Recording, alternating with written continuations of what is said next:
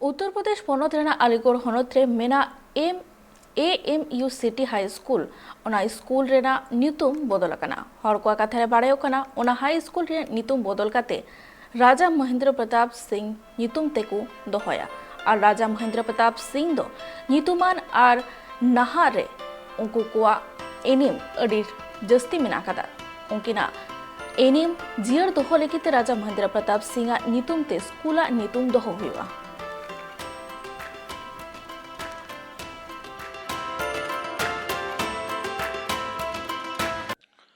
जो जिस लैंड पे AMU सिटी हाई स्कूल स्थापित है वो उसकी लीज जो है 2018 में ख़त्म हो गई।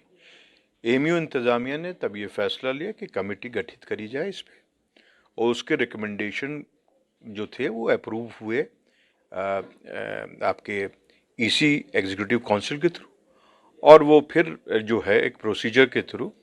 आपके मिनिस्ट्री ऑफ एजुकेशन को भेजी गई उनकी राय के लिए और उन्होंने अपनी राय में ये कहा गया है कि AMU